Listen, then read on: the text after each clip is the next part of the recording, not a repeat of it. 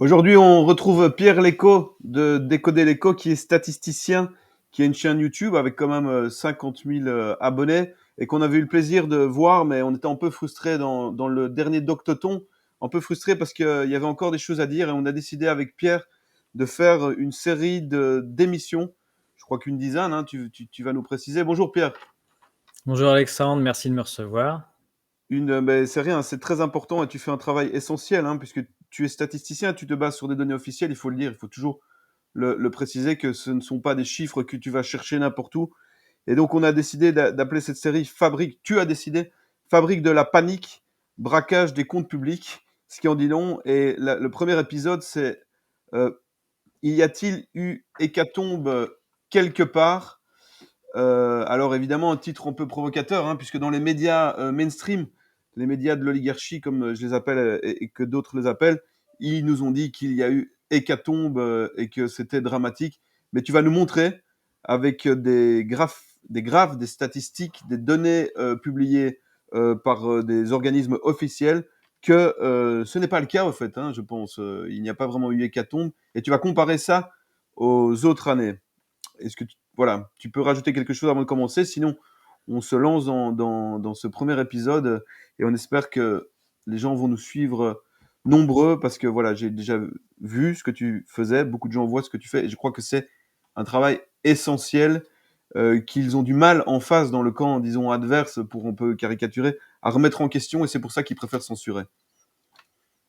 Oui, alors, tout ce que je vais rajouter, c'est finalement ce que je vais dire dans la présentation qui va suivre, donc le mieux, je pense, c'est de partir sur la présentation. Donc bah, je propose que je vais vous partager, mon écran pour, heu, pour vous Et je, montrer. préc- je Oui, précise, Pierre, puisqu'on s'est mis d'accord que si des gens ont des questions pour qu'on précise, que tu précises les choses. Il y a mon collègue qui regarde les questions. Et si c'est des questions plus générales, on essaiera à chaque épisode suivant de reprendre, de résumer un peu les questions qu'il y a eu. Mais s'il y a une question de précision quand tu parles, n'hésitez pas à la poser sur la messagerie du stream. oui, tout à fait. Le mieux, c'est que je réponde en cours. S'il y a des choses où je vais un peu vite, ça fait 2 ans que je travaille ces données, que je fais des présentations, donc évidemment, il y a certaines choses qui, moi, peuvent me paraître évidentes et qui ne le sont pas. Donc le mieux dans ces cas-là, c'est de m'arrêter et que je précise ce que je suis en train de dire. Donc la question qu'on va se poser aujourd'hui, qui est la première à mon sens, c'est: y a-t-il eu une hécatombe quelque part? L'idée quand même, au bout de 2 ans de crise, c'est de retrouver, ce que je dirais du bon sens, c'est-à-dire, d'arrêter de paniquer. Mais ça, je pense que les gens ont arrêté de paniquer. C'est normal d'avoir paniqué au début, d'avoir été stupéfait par la situation. Mais maintenant, il faut quand même dresser un bilan objectif de ce qui s'est passé, des mesures qui ont été prises. Voilà, dresser un bilan, neutre, objectif, et dans le calme. Donc c'est ce qu'on va faire et il y a énormément de choses qui ont été faites, énormément de données qui ont été produites. Il s'agit de les reprendre dans l'ordre tranquillement, pour essayer d'évaluer, la situation. Donc y a-t-il eu une hécatombe quelque part? C'est bien l'idée, ça va se faire en je vais vous proposer une petite présentation en 3 points. La première chose, c'est qu'on va aller voir comment est-ce qu'on retrouve les bons chiffres et qui dit hécatombe dit mortalité. Ensuite, comment est-ce qu'on compare ce qui est comparable? Parce qu'il ne faut pas comparer des choux et des carottes, surtout en statistique, ce qui a été malheureusement fait depuis 2 ans. Et on conclura sur le fait, que d'après les différentes données officielles que je vais vous présenter, il n'y a eu aucune hécatombe nulle part. Donc la première chose qu'on va faire, c'est retrouver les bons chiffres. Il s'agit de s'affranchir de ce qu'on peut appeler la propagande de la peur, donc c'est-à-dire des chiffres qui, vont vous mettre le focus sur quelque chose et qui vont vous faire peur. Donc ça, c'est la première partie, c'est donc tout ce qu'on voit dans les médias sur internet, la propagande, et donc si vous voyez World in Data, les chiffres qui ont été proposés, qui sont proposés sur ce site-là avec des cas confirmés de Covid, avec des courbes qui explosent, des nombres gigantesques, ou bien ce genre de choses, ça c'est le dashboard qui est proposé, par l'université Johns Hopkins. Donc voilà, vous retrouvez un peu les mêmes, figures que ce que vous avez sur des jeux comme The Plague ou sur la pandémie où Ouais, vous ouais, voyez, voilà, des zones en rouge il y a une qui font identité très, très graphique. peur. Il y a excuse-moi, il y a une identité graphique qui est un peu la même que ce qu'on peut voir dans des jeux, c'est intéressant. Le rouge, alors, c'est les cas, les taux de mortalité, le nombre de morts? C'est le nombre de cas totaux, il faudrait encore De définir cas. ce que c'est, mais on y reviendra probablement plus tard dans une autre vidéo. Mais voilà, avec des morts en blanc et puis, bah, évidemment en vert qui est la couleur pour dire qu'il se passe quelque chose de bien, ce sont des vaccinations. Et donc, mais il s'agit bien d'une carte pour faire peur avec des points. Et là, pour tous ceux qui ont joué même aux jeux Pandémie, aux jeux de société, on retrouve vraiment visuellement ce qui est proposé. Et donc, c'est une propagande qui fait appel à des choses qu'on connaît déjà. Et donc, rien qu'avec ce schéma-là, on interprète le fait que voilà, il y a une pandémie, des gens qui meurent, quelque chose qui se répand. Et il suffit de ce visuel-là pour, on va dire, lancer notre esprit sur tout un mécanisme qu'on a déjà en nous et du coup sur lequel on va pouvoir réagir. Donc en fait, il faut s'affranchir de ça pour retrouver du bon sens et repartir des chiffres sans se faire influencer par ce genre de visuel. Donc comment est-ce qu'on fait? On va chercher les données officielles. Les données officielles, elles sont sur Eurostat, par exemple. Toutes les données que je vais vous présenter aujourd'hui sont sur Eurostat. On va parler de décès et on va la comparer à la population. Donc moi, ce que j'ai fait, c'est que j'ai écrit des programmes qui sont publics et en ligne, déposés sur GitHub, c'est du R, où mes programmes se connectent aux données officielles des instances officielles, notamment de Eurostat, pour aller chercher les données officielles du nombre de décès et de population pour ensuite en faire des statistiques. Et pourquoi est-ce qu'on va commencer par la mortalité? Parce que la mortalité, c'est quand même ce qui définit le fait qu'il se passe quelque chose de grave et notamment une pandémie. Comment savoir si on a eu une pandémie quelque part? Eh bien, tout simplement, la donnée sur laquelle on ne peut pas tricher, c'est le nombre de morts. Donc, une pandémie, une guerre, un événement quel qu'il soit, on regarde le nombre de morts qu'il y a eu au passage de l'événement. Ouais, et pas le nombre de cas, quoi. Non, le nombre de cas, ça n'a pas de sens, surtout comme il est défini aujourd'hui. Voilà, si on comptait le nombre de cas, de boutons qui sont appaurus sur le nez des gens, bien, ce serait pas la peine d'en faire une crise d'État où on enferme les gens chez eux, où on ferme les hôpitaux, et où on met en branle des passes et cetera. Non, pour qu'il y ait quelque chose de grave, il faut le repérer avec un nombre de morts. Ce que je suis en train de dire, ça vient pas de nulle part, c'était la définition officielle de la pandémie, qui était proposé même par l'OMS en 1999. Ça, c'est un extrait du rapport du Sénat qui a été fait en France suite à l'arnaque, puisque c'était reconnu comme une arnaque de la fameuse pandémie H1N1, hein, sur lequel on a tenté de faire peur aux populations pour mettre en branle une panique et lancer une vaccination de masse avec les fameux vaccins grippaux H1N1. Donc les rapports sont unanimes, et au Sénat français, le rapport il est très clair, c'était une arnaque complète. Oui, là, ils l'ont reconnu, hein, Pierre. Et là, ils l'ont reconnu, tout à fait. Et donc, ce que dit notamment ce rapport de 2010 sur la fameuse pandémie H1N1 de 2009, c'est que juste avant le lancement de cette crise de panique de pandémie, l'OMS a changé sa définition. Parce qu'auparavant, pour dire qu'il y avait bien une crise, une pandémie, on se basait sur la gravité de ce qui se passait et notamment sur des morts. C'est écrit ici, là, des types de maladies indiquant qu'une grave morbidité et mortalité sont Mhm. probables dans au moins un segment de la population. Il y a bien cet effet de gravité. C'est ça qui définit une pandémie. Ça ne veut pas dire un virus trouvé quelque part. Une pandémie, ça veut dire des malades. Une pandémie, ce sont des malades partout, en grand nombre à un moment, enfin ça veut dire partout dans le monde. Une épidémie, c'est quand il y a des malades qui arrivent une pandémie est grave s'il y a des malades et des morts. Et une pandémie, c'est quand il y a des épidémies partout, c'est-à-dire une augmentation du nombre de malades. Ça ne présage pas de pourquoi il y a des malades, c'est juste qu'il y a plus de malades. Et donc pour déclarer l'état de pandémie, il faut de la gravité, il faut des malades et des malades graves. C'est ça qui peut lancer quelque chose, et pas un rhume avec des gens qui ont le nez qui coule. Et donc, ce qu'avait dit le rapport du Sénat à l'époque, c'est que le Sénat avait montré qu'au fur et à mesure du temps, l'OMS a changé sa définition de pandémie de façon à inclure de plus en plus de choses et à enlever au fur et à mesure les critères de gravité. Donc, en fait, pour déclarer de la pandémie, comme ça a été fait en 2009, il suffit de dire, de soupçonner le fait qu'il y a, par exemple, des virus qui circulent sans montrer qu'il y a des malades. C'est plus la peine. Donc là, en 2005, on voit que la définition évolue, mais on garde quand même de la gravité. Et en 2009, toute notion de gravité a complètement été supprimée. Donc, pour lancer une panique et un état de pandémie, il suffit d'annoncer qu'on a trouvé un virus quelque part, sans que ça soit du tout, sans qu'il y ait aucun critère de gravité, et ensuite lancer des tests un peu partout dans le monde pour dire regardez, on trouve le virus ailleurs. Et donc, C'est complètement orwellien, quoi. C'est vraiment oui, les mots qui définissent le réel, quoi. Exactement, et donc on a changé la définition de pandémie en passant d'un système initial où il y avait des malades avec des critères de gravité à quelque chose où au final, beh, il y a même plus besoin de malades pour lancer, une épidémie ou un système de pandémie, et c'est ça qui a été à l'origine, c'est dénoncé par le Sénat français à l'époque de l'arnaque de H1N1 2010. Et on remarque que l'OMS, malgré toutes les attaques qu'il y a eu derrière en disant c'est pas normal ce que vous avez fait, n'a pas changé sa définition et a gardé ce principe-là, ce qui fait que pour dire qu'il y a pandémie, il n'y a plus besoin de malades. Et donc, moi, ce que je propose, c'est de revenir à la définition initiale de l'épidémie. Y a-t-il eu des malades et y a-t-il eu une gravité épidémique, c'est-à-dire y a-t-il eu réellement plus de morts que d'habitude pendant l'événement et surtout pendant l'année 2020. Donc, pour lancer quand même une crise sur laquelle on ferme toute l'économie, on empêche les gens de sortir de chez eux, on les masque, même on lance une vaccination obligatoire avec le fameux pass sanitaire, on met tout ça en branle pour des coûts qui sont colossaux, hein, des milliards et des milliards.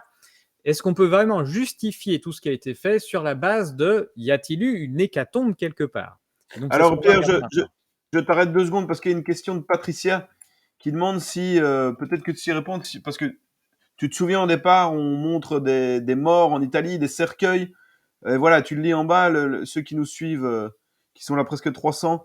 Voilà, est-ce qu'il y a eu autant de morts ou est-ce que c'est un énorme mensonge? Moi, je peux juste avancer que Bernard Crutzen, dans son film Ceci n'est pas un complot, a montré que des comédiens avaient été payés, des jeunes d'ailleurs d'une trentaine, quarantaine d'années dans des hôpitaux pour jouer les malades et ces images étaient passées dans les médias. Qu'est-ce que tu sais sur l'Italie Moi, ce que je vais vous présenter aujourd'hui, on aura l'occasion peut-être de rentrer plus en détail sur ce qui s'est passé. Moi, ce que je vais vous présenter, on va bien parler des morts de manière officielle, et donc je vais vous montrer pour tous les pays d'Europe en fait. Donc, je vais répondre à cette question dans la suite.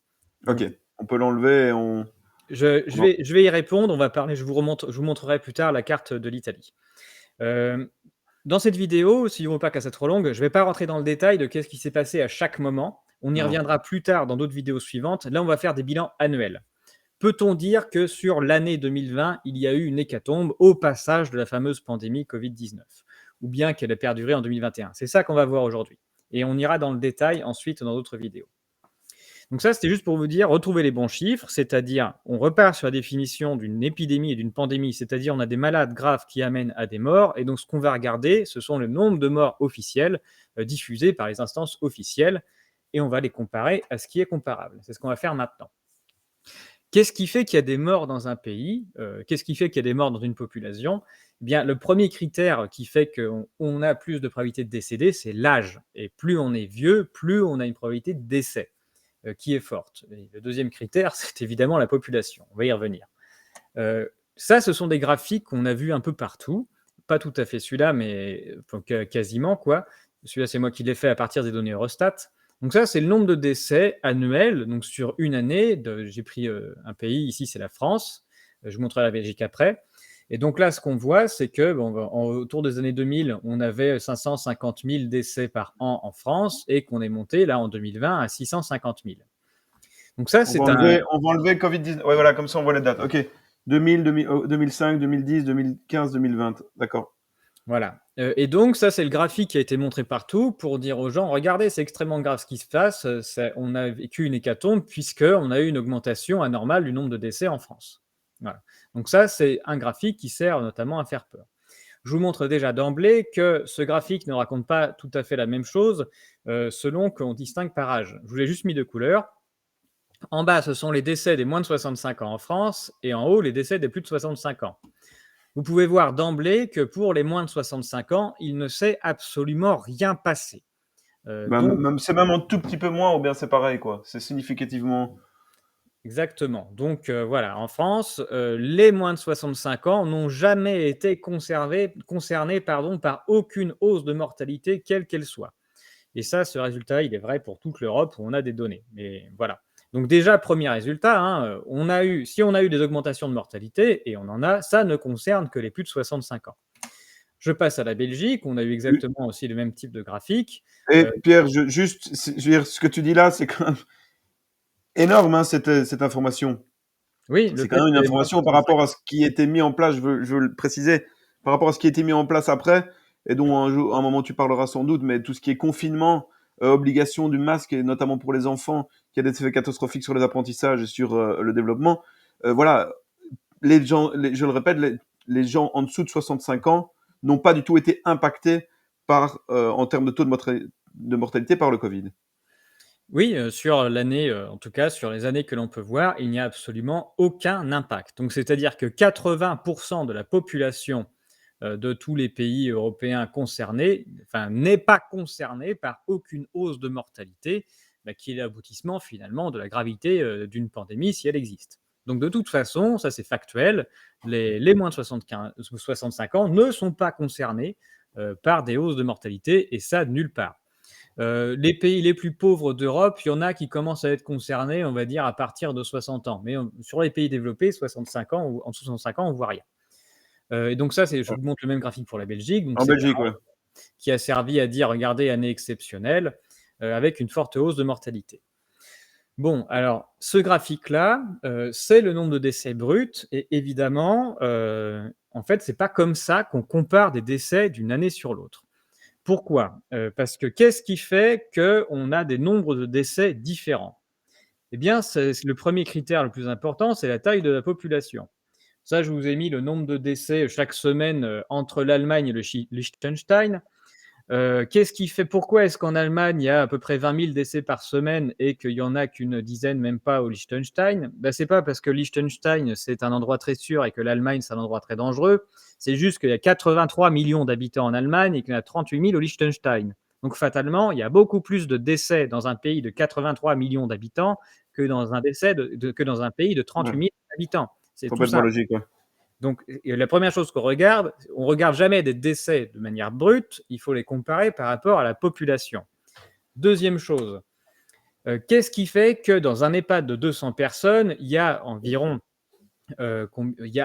au moins un décès tous les 15 jours? Et qu'est-ce qui fait que dans une crèche de 200 gamins, il n'y a jamais de décès et quand il y en a un, c'est un drame absolu? Eh bien, c'est juste l'âge des gens. Dans un EHPAD, on a des gens qui sont très âgés et donc qui sont près de décéder, alors que dans une crèche, on a des enfants. Donc le deuxième critère qui fait qu'on a des décès sur un territoire, c'est l'âge de la population. C'est primordial. Si vous avez un territoire avec plein de personnes âgées, vous aurez plein de décès. Si vous avez un territoire avec plein de jeunes, vous aurez peu de décès. Enfin, en tout cas, dans un pays développé, pas forcément dans un pays en guerre. Mais voilà, au passage d'un événement sanitaire, ce qui va compter, c'est la taille de votre population et l'âge des gens. Donc, ce sont les deux critères qu'il faut prendre en compte avant de faire des analyses. Et d'une année sur l'autre, dans un pays, dans un même pays, ces deux données évoluent. La population augmente ou diminue. En Europe, elle augmente. Et l'âge des gens aussi a tendance à bouger, notamment parce qu'on a des générations spéciales. Illustration. Donc ça, c'est la pyramide des âges de l'année 2000 en France. Donc une pyramide des âges, c'est les âges sont ici là sur les ordonnées. Ici, c'est par tranche d'âge de 5 ans. Et on met la part de la population ici chez les hommes et ici chez les femmes. Mhm. Donc là, qu'est-ce qu'on voit? En l'an 2000, on avait une grosse partie de la population qui avait moins de 55 ans. Pourquoi? Parce que les générations du dessus, elles ont été soit tuées, soit elles ne sont pas nées pendant la Deuxième Guerre mondiale.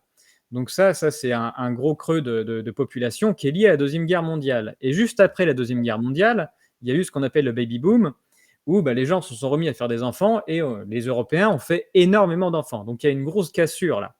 Donc ça, c'est la pyramide des âges en 2000 de la France. Et en l'an 2020, fatalement, les gens ont 20 ans de plus et hop, vous voyez la population, voilà, nos personnes qui avaient en dessous de 60 ans en l'an 2000, elles approchent les 80 maintenant. C'est normal, Mhm. elles ont 20 ans de plus.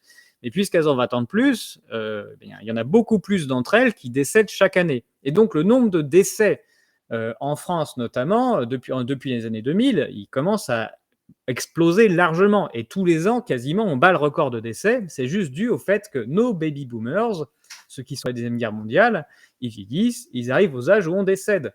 Et c'est tout. Donc il faut absolument prendre en compte ce critère, surtout quand on a une cassure statistique énorme ici à des âges charnières. Et si je mets pour le Oui. niveau européen, Est-ce que tu veux dire, oui, juste une parenthèse, ce que tu veux dire, Pierre, c'est que tu vas y venir sans doute, mais ils n'ont pas tenu compte de ça. de l'âge. Personne en effet. Les courbes qu'ils vous ont montrées, que les autorités sanitaires ont montré, c'est juste l'augmentation du nombre de décès bruts et avec des phrases du style: «Ah, c'est un record de décès jamais égalé 2020». Oui, le record précédent, c'était 2019. Le record précédent encore, c'était 2018. Tous les ans, on bat le record du nombre de décès, quasiment, mais c'est normal. On a une population qui vieillit. Et donc ça c'est pour ça c'est la pyramide des âges, la même chose en Europe, hein. Donc pareil, on voit la belle bosse ici d'un gros paquet de personnes post-Deuxième Guerre mondiale, ça c'était en l'an 2000. Et en l'an 2020, ben voilà, on est un continent qui vieillit largement. Et le gros des troupes européens a autour d'une soixantaine d'années maintenant, et ça s'arrange pas. Donc en Europe, on a de plus en plus de décès. Et vu que vous voyez la plupart des jeunes générations, donc c'est-à-dire que le continent européen, c'est un continent qui, pour l'instant, augmente encore en taille parce que ces gens-là survivent encore, mais ça va diminuer, hein. On est un continent sur lequel la population va diminuer de manière Mmh. naturelle, puisqu'on a beaucoup de personnes âgées qui décèdent et qu'en fait, il y a très peu de naissances sur ce continent. Voilà, mais donc ça veut dire que tous les ans, le nombre de décès augmente, on est plus nombreux parce qu'il y a des gens qui arrivent, il y a aussi des gens qui naissent, et puis les personnes âgées, finalement, survivent assez bien sur le continent, et aussi un continent qui vieillit, donc les gens sont de plus en plus vieux, et donc le nombre de décès, il augmente chaque année, il faut le prendre en compte. Et pour prendre en compte ces augmentations, il y a un calcul qui est officiel, et qui s'appelle Age Standardized Mortality Rate. Et donc, c'est une définition de l'OMS. Donc, c'est-à-dire que normalement, l'OMS nous dit ne regardez jamais les décès bruts, regardez toujours la mortalité standardisée par l'âge, c'est-à-dire prendre en compte la population et l'âge. Elle l'a fait jusqu'ici, jusqu'en 2020, où elle a oublié. Il y a Eurostat qui dit que c'est exactement ça qu'il faut faire aussi. Eurostat, c'est les données européennes, là où je vais chercher mes données. Et pareil, en 2020, pas un mot là-dessus. Il y a aussi Stat Canada, il y a aussi les seuls qui l'ont fait, qui c'est public, c'est l'Office statistique écossais. Et donc eux, ils le mettent en ligne. Mais voilà, tout le monde a l'air d'avoir oublié que d'une année sur l'autre, la population et l'âge évoluent et qu'il faut regarder, comparer ce qui est comparable.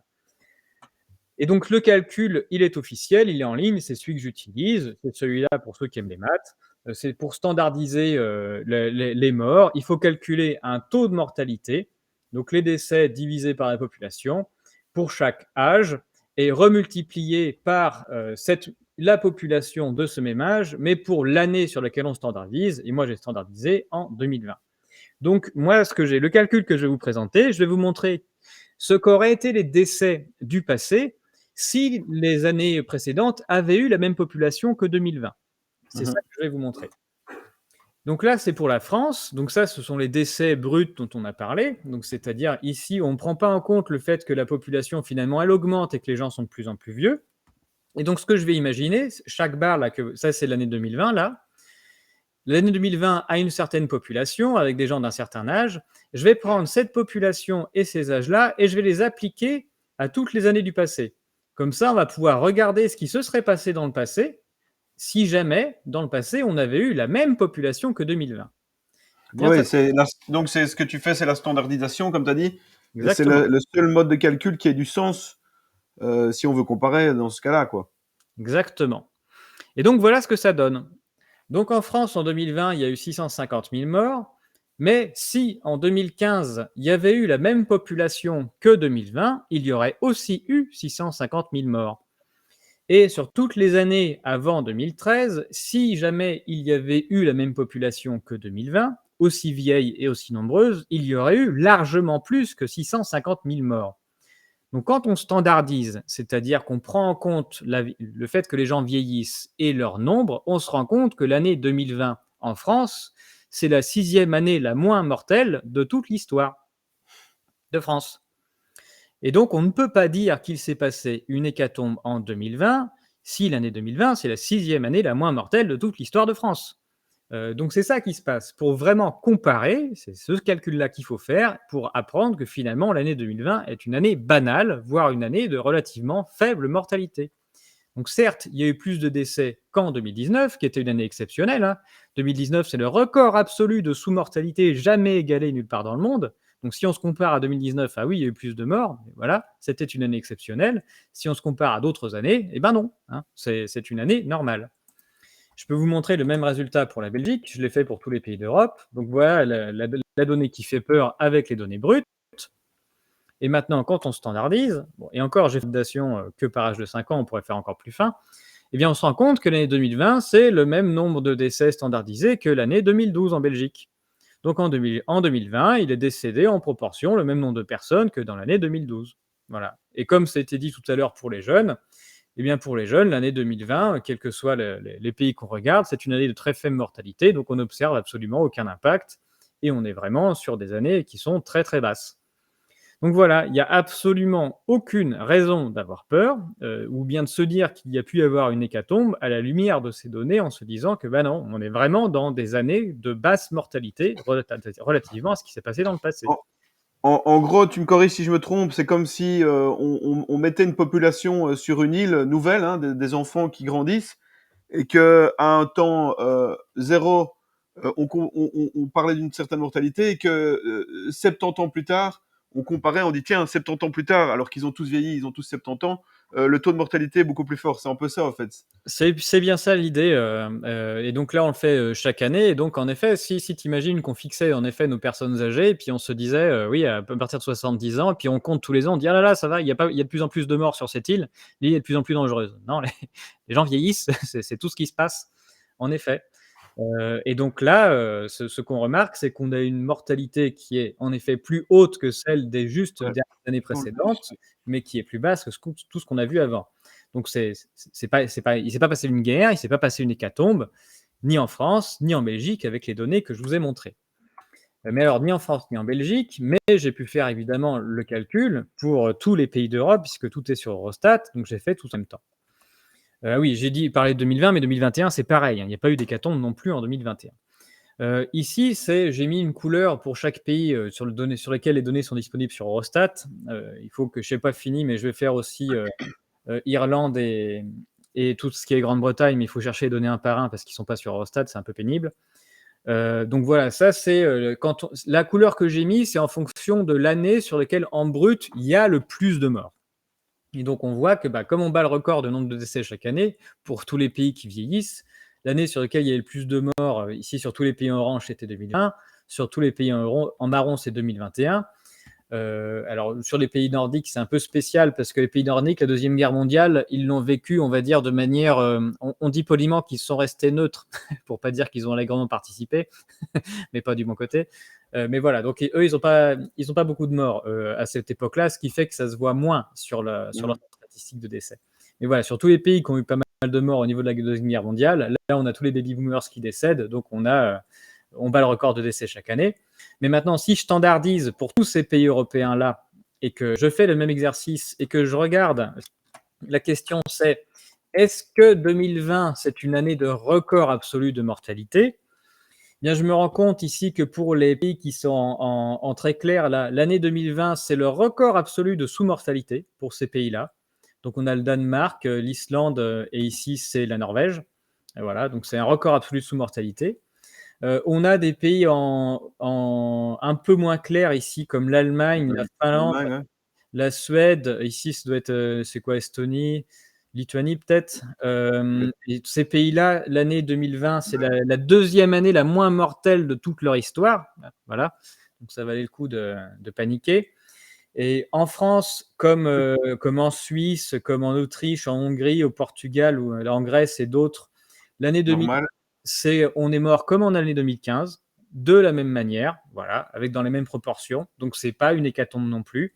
Et dans le pire des cas, donc la Belgique en fait partie, l'Italie, ça a été dit tout à l'heure, l'Espagne, la Pologne, eh bien l'année 2020, c'est une année de mortalité relativement haute pour la décennie. C'est-à-dire qu'on est mort en 2020 comme on est mort à peu près en 2012. 2012 qui a eu également un hiver un peu rude. Donc la question tout à l'heure pour l'Italie, y a-t-il eu une hécatombe? Alors, les Italiens sont morts en 2020 comme en 2012. Donc il n'y a pas eu d'hécatombe non plus. Après, on verra dans d'autres vidéos ce qui s'est passé aux différentes dates et à différents moments et l'impact des décisions stratégiques, puisque c'est bien jusque-là qu'il va falloir aller. Mais la première chose à retenir, c'est en 2020, en 2021, il n'y a eu d'hécatombe nulle part. Donc en prenant la définition de pandémie qui ferait qu'il y aurait une maladie avec une gravité importante et un nombre de morts qui augmenterait significativement sur au moins une population, on n'a pas ça. Donc avec la définition de l'OMS d'avant 2009, d'avant les changements, jamais on n'aurait pu lancer la machine de crise comme cela a été fait. Ça n'aurait pas été possible. Ça ne répondait pas à la définition. Juste, je termine avec ce graphique-là qui est le plus compliqué. C'est un petit graphique qui représente, on est toujours en mortalité standardisée. Et cette fois-ci, vous avez en bas ici, c'est tous les pays d'Europe. Donc, c'est les premières lettres, Albanie, Arménie, Autriche, Belgique, Bulgarie. Vous avez la France. Bref, donc chaque pays, j'ai fait comme si la population de ce pays, au cours du temps, avait été la même que la population française de 2020. Donc, je standardise tout, je mets la même population partout. Donc, et je regarde juste les taux de mortalité et je regarde ce qu'ils auraient été. Donc, pour chaque pays, je vous ai présenté les années du passé. Plus c'est foncé, plus c'est une année vieille, on va dire, les années 2000. Et puis, je vous ai mis en rouge l'année 2020 pour que vous la voyez. Pardon. Donc, ce que vous voyez déjà, c'est que voilà, l'année 2020, en termes de mortalité globale, elle est au milieu des, on va dire, entre 2000 et 2021, quoi. Donc, ce n'est pas une année de record exceptionnel, c'est une année qui est au milieu de ce qui a été vu par le passé. Mais ce qui est intéressant sur ce graphique, c'est que d'un pays à l'autre, on se rend compte que les différences sont énormes. Donc, on a des pays avec des très faibles mortalités chaque année, comme la France, la Suisse, par exemple. Ici, la Suisse qui est ici. Et donc, ça, ce sont des pays sur lesquels on meurt très peu. Et à l'inverse, vous avez des pays ici comme la Bulgarie où on meurt quand même énormément plus. C'est-à-dire que les gens vivent quand même beaucoup moins vieux. Il y a beaucoup plus de morts chaque année, à chaque âge. Et donc, ce qui fait que la différence que vous voyez entre un pays comme la Bulgarie et un pays comme la Suisse, elle est sans commune mesure entre la Suisse de 2019 et la Suisse de 2020. Vous vous rendez compte de la différence? Ce qui fait qu'on a des morts dans un pays, je vous l'ai dit, c'est la population et l'âge. Et le troisième critère, c'est le niveau de pauvreté des gens. C'est ça qui compte. La Covid-19, la crise, sans même parler de virus, la crise que nous avons vécue, sur laquelle on a tout mis ça, tout ce qui s'est passé, la différence de mortalité qu'on observe au sein de chaque pays, elle est ridicule. Ce qui fait la différence, c'est de savoir si vous vivez dans un pays pauvre ou pas. C'est ça qui fait que vous avez des morts. C'est la pauvreté, la richesse, le fait d'avoir accès même à des installations sanitaires, le fait de pouvoir manger à votre faim, d'avoir de l'eau propre. C'est ça qui fait que vous allez vivre longtemps. C'est pas du tout les événements sanitaires. Ça, évidemment, ça intéresse moins les multinationales et les gouvernements qui parlent beaucoup de lutte contre la pauvreté, mais qui, dans le concret, n'en font pas beaucoup. Donc, pour comprendre, les traînées derrière les pays, c'est les autres années, et en général, on voit que elles sont assez petites, sauf dans certains pays, et donc que la différence de 2020 est rarement très significative. C'est ça, en gros. Par contre, la différence entre les pays, en fonction de facteurs de niveau socio-économique, est très importante. Exactement. Ici, j'ai appliqué la population de la France. Donc, c'est-à-dire, ici, vous voyez en France, alors je ne vois pas à cause d'un truc qui m'a, je crois que la France, non, c'est celui-là peut-être. Ouais, donc, vous voyez, en France, il y a eu 650 000 décès en 2020 pour une population de 67 millions d'habitants. Et on l'a vu, il y a à peu près il y a 15 millions de personnes qui ont plus de 60 ans. Mais j'applique la même population en Bulgarie. Eh bien, en Bulgarie, en 2020, s'ils avaient eu la population de la France, il y aurait eu 1 300 000 morts et pas 650 000. Donc, il y a presque, à population égale, il y a 2 fois plus de morts en Bulgarie. C'est ça que ça veut dire. Donc, ça, c'est la différence de richesse entre ces pays. Donc, pour chaque pays, si vous voulez, selon les années, on peut bouger le nombre de décès de quelques pourcentages, mais d'un pays à l'autre, on double le nombre de décès. C'est ça qui est important. Et donc, ce que devraient dire des organismes comme l'OMS, si jamais on se souciait réellement de la santé des gens, c'est qu'il faut éradiquer la pauvreté, point barre. Le reste, c'est un épiphénomène. Voilà, c'est ça que je voulais représenter sur ce graphique. C'est ça qui est important pour la santé des gens, c'est leur accès à la richesse, on va dire, c'est le niveau de pauvreté. C'est ça qui est primordial. Les événements en gros, ce qui tue beaucoup plus, c'est pas le Covid qui tue énormément, c'est surtout la pauvreté, c'est le premier critère, quoi. le premier facteur. Exactement. Alors la guerre, le premier, mais bon, en Europe, en tout cas, Ouais, sur ces données-là, en on est Europe. relativement préservé. Et le deuxième chose, c'est la pauvreté. C'est l'accès à tout ce qui fait qu'on peut avoir une vie décente, point barre. Et c'est là-dessus qu'on devrait se consacrer. Et quand il y a un événement qu'on appelle épidémie, les personnes concernées sont toujours les personnes en situation de plus grande précarité et de pauvreté. Donc la première chose à faire pour éviter les phénomènes épidémiques, c'est-à-dire les malades, c'est de lutter contre la pauvreté, d'améliorer le partage des richesses, tout simplement, et de permettre aux gens d'accéder à de l'eau potable, de l'eau propre, des toilettes, des systèmes de santé compétents et cohérents. C'est ça qui fait qu'on s'en sort mieux. Et le reste, ce sont des épiphénomènes. Pas sûr que tes propositions intéressent grandement Bill Gates. Continuons. Donc voilà sur cette histoire de y a-t-il une hécatombe quelque part. Selon les données de mortalité, toutes causes confondues, que l'on peut trouver sur les organismes officiels, dont Eurostat, il n'y a eu une hécatombe nulle part. Donc là, je vous ai présenté tous les pays d'Europe. Je fais la même chose pour l'Angleterre qui n'était pas dessus parce que j'avais pas les données, mais je suis en train de le faire, c'est le même résultat. Je l'ai fait pour Israël pour un travail particulier, c'est le même résultat. Donc à ce jour, je n'ai pas trouvé de pays qui diffuse ces données sur lesquelles on puisse dire qu'il y a eu une hausse forte de mortalité. Ça n'est pas vrai. Donc je précise encore, c'est que ce que tu fais comme opération statistique, c'est quelque chose qui est tout à fait connu dans le monde des mathématiciens, des statisticiens. C'est une standardisation, c'est ce qu'ils utilisent tous, mais qui n'ont pas du tout utilisé en période de pandémie. Comment tu expliques qu'ils soient arrivés, parce qu'il y a quand même tu n'es pas le seul statisticien de France. Bon, on en revient comme cet omerta général, mais que les gens se soient pas dit en voyant tous ces graphes, je veux dire, ça n'a aucun sens ce que vous nous présentez comme chiffres. C'est juste pour créer, comme tu l'as dit en tout début, de la peur. Oui, alors il y a plusieurs choses. Il y a eu directement une pression médiatique qui était tellement forte qu'il y a beaucoup de gens qui ont paniqué et donc les gens, je pense, ont intériorisé le fait qu'il se passait quelque chose de grave et n'ont jamais pu se sortir de l'idée qu'il fallait reprendre les choses calmement et analyser comme on faisait avant. Ils ont, brut de décoffrage, on va dire, pris les données, les plus simples qui allaient dans le sens qui allait confirmer leur a priori. Donc on a un biais de confirmation qui est que de toute façon, on va chercher que les résultats qui confirment cette idée-là, qui est l'idée mainstream, hein, que tout le monde veut et que tout le monde a entendu, qui est de dire, voilà, c'est très grave et donc les données vont forcément dire que c'est très grave. Et en plus, il y a la bien-pensance qui a fait faire, j'en ai été témoin, à des chercheurs, des gens qui ont une certaine intégrité quand même, qui ont grossi le trait en choisissant les indicateurs les pires parce qu'il fallait, selon eux, protéger les gens. Donc, c'est-à-dire qu'on a pensé depuis 2020 qu'on avait le droit de mentir aux gens, c'est-à-dire leur montrer des chiffres bruts qui allaient dans le sens de la peur plutôt qu'une analyse factuelle avec les méthodes habituellement reconnues, parce qu'il était normal de faire peur aux gens, parce qu'il se passait quelque chose de grave, et donc il ne fallait pas leur dire la vérité nue, qui était qu'en fait, il se passe des choses au niveau de l'épaisseur du trait, mais qu'il fallait grossir au maximum pour les protéger. Donc on justifiait le fait de mentir aux gens pour les protéger, c'était pour leur bien. De la même manière que voilà, il y a certains en régime dictatorial ont fait le bien des gens malgré eux. C'est ce qui s'est passé également au niveau de l'information. Pour votre bien, nous devons vous mentir en vous présentant les choses que sous un certain angle, celui qui nous arrange.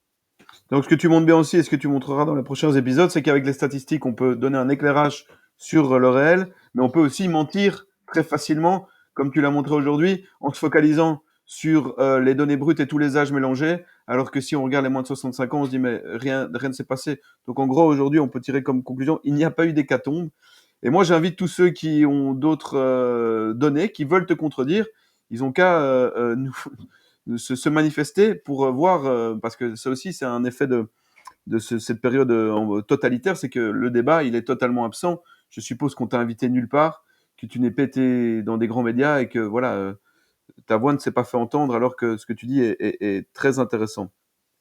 Oui, d'autres ont été invités. Enfin, on a quand même vu Laurent Toubiana au début Au surtout, et puis début. ensuite, voilà, il a fallu taire tout le monde. Il revient aujourd'hui avec son livre qui est très bien, Une autre vision de l'épidémie, et qui redit quand même ce que je dis aujourd'hui, c'est-à-dire qu'il y a pas du tout de hausse de mortalité pour les âges jeunes, de toute façon, nulle part où on regarde, et que sur les âges plus âgés, on est dans des choses qui sont plus hautes que les dernières années, mais qui sont comparables à ce qu'on a eu dans le passé. Donc, on ne peut justifier ce qui s'est passé sur la base de ces chiffres. Alors j'invite tous les gens qui nous suivent à s'abonner à ta chaîne, hein, Décoder l'écho, c'est bien ça, hein, à nous Oui, c'est soutenir bien. aussi, nous, comme Média Libre, hein, puisque on nous prive ici évidemment de nos subsides, on nous attaque, on m'attaque sur ma carte de presse, c'est normal, c'est la preuve qu'on fait du bon boulot. Et donc on se retrouvera, on n'a pas encore décidé quand, mais pour le prochain épisode qui sera sur, je peux déjà le dire, hein, Pierre, pas de saturation hospitalière, parce que ça aussi, oui, oui, oui, les hôpitaux ont été débordés, mais je crois que voilà, tu nous montreras que en fait, ce n'était pas du tout le cas, et on l'a déjà montré dans d'autres interviews, mais tu vas creuser le sujet d'un point de vue statistique pour nous montrer ça que voilà, c'était aussi du spectacle cette saturation hospitalière. Oui, c'est bien ça. Là, on a fait la mortalité chaque année pour montrer qu'il s'est rien passé. On va prendre ensuite, il y a un organisme français qui s'appelle l'ATIH qui sort les statistiques, qui en fait un bilan annuel de ce qui s'est passé. Donc, on a le bilan 2020 et on va s'en servir pour montrer que sur l'année 2020 non plus, il n'y a pas eu de saturation hospitalière à aucun moment, ni même de réanimation. Donc c'est officiel, hein, c'est sur le site de l'ATIH, les rapports sont publics, on peut aller les chercher. Depuis qu'ils ont été publiés, il y a des choses qui ont changé dans la hiérarchie de l'ATIH. Je ne sais pas si, si tout ça, ça a été très bien vu. Mais en tout cas, voilà, on a un document officiel qui utilise des données officielles pour dire que, bah voilà, non, il ne s'est pas passé ce qu'on a voulu nous faire croire dans les médias. Donc on va commencer. Donc là, l'idée, c'est vraiment de partir sur les années. On dresse le bilan. Voilà. Au bilan de chaque année, il n'y a pas eu d'hécatombe et les hôpitaux ne sont pas saturés. Et ensuite, on descendra plus finement pour voir ce qui s'est passé au niveau de chaque période exactement. Et on répondra à des questions qui ont été posées sur la stratégie et les impacts de ces stratégies possibles sur la mortalité pour voir finement chaque décision qui a été prise, ses impacts et ce que ça a fait sur la survie des gens à chaque période. Ouais, parce qu'il y a des gens qui posent il y a beaucoup de questions, hein. Il y a des gens qui demandent, qui parlent du confinement et tout ça, mais voilà, ça viendra plus tard. On va, Pierre et moi, on va regarder, on va disséquer un peu toutes ces questions et voir si on peut répondre à des éléments qui seraient liés à ce premier épisode en début de deuxième épisode, et le reste, ben, toutes les questions qui sont liées à d'autres sujets, on va dire d'autres sous-thèmes, ben, on y répondra plus tard. Voilà, c'était super, merci Pierre. Merci Et beaucoup. on informera ceux qui nous suivent, qui sont là plus de 300, on les a pas prévenus à cette heure-ci, c'est génial. Partagez, partagez surtout pour rompre le spectacle gouvernemental et médiatique. Montrez ça, diffusez dans des lieux publics, sur des façades de mairie, où vous voulez, mais il faut que les gens entendent un autre discours, comme le disent les psychiatres et les psychologues spécialisés en manipulation de masse. Quand il n'y aura plus de contre-discours, on sera totalement dans la sphère dictatoriale où tout le monde pensera qu'il n'y a qu'une vérité. Voilà, donc merci, mille merci Pierre.